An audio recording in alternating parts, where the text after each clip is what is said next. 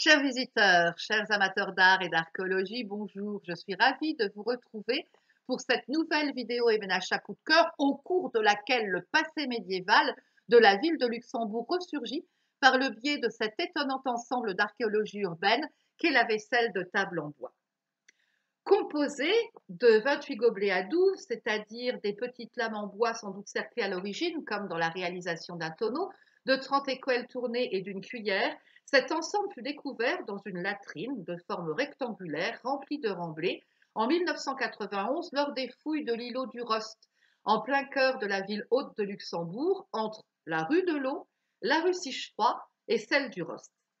La présence de cette vaisselle dans des latrines s'explique par le fait qu'au Moyen Âge, ces objets avaient très peu de valeur et étaient souvent renouvelés. Pourquoi? Parce qu'il faut songer aux problèmes d'hygiène et de mauvais goût provoqués par l'absence de nettoyage correct et par l'accumulation de nourriture rancie incrustée dans les fibres du bois. Donc, on préférait se débarrasser de ces objets.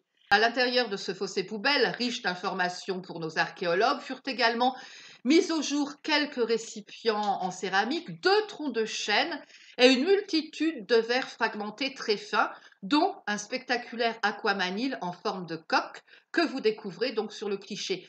Qu'est-ce qu'un aquamanile? C'était un récipient qui pouvait contenir de l'eau parfumée et qui servait donc au lavage des mains à table ou lors des offices religieux. Dans ce cas-là, il avait un caractère plus liturgique.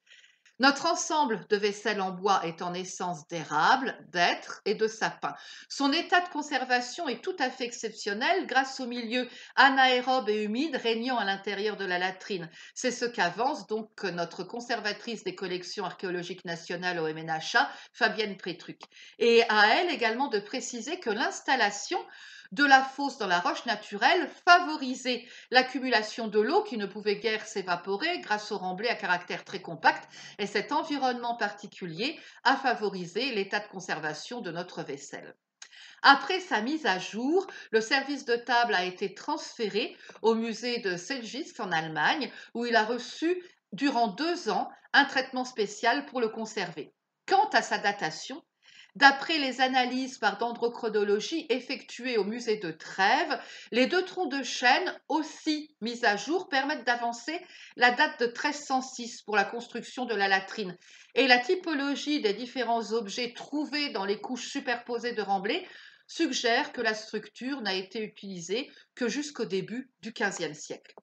Bien que notre service de table soit un témoignage important de la vie quotidienne médiévale à Luxembourg et un ensemble d'objets à classer parmi les plus remarquables des collections du MNHA, il n'est pas unique. En effet, en 1987, lors des fouilles du site de l'hôtel de ville de Beauvais, dans l'Oise, un ensemble composé de 44 écuelles tournées et d'une cuillère en hêtre et en aulde, datés des XIIe-XIIIe siècles, furent découverts également dans les latrines. Et il est assez surprenant de constater que des lieux aussi peu ragoûtants que des latrines ou des fossés poubelles permettent, grâce aux objets qui en sont exhumés, de recomposer le passé d'une cité et la vie de ses habitants. Voilà, je vous remercie de votre attention et à très vite pour une nouvelle vidéo.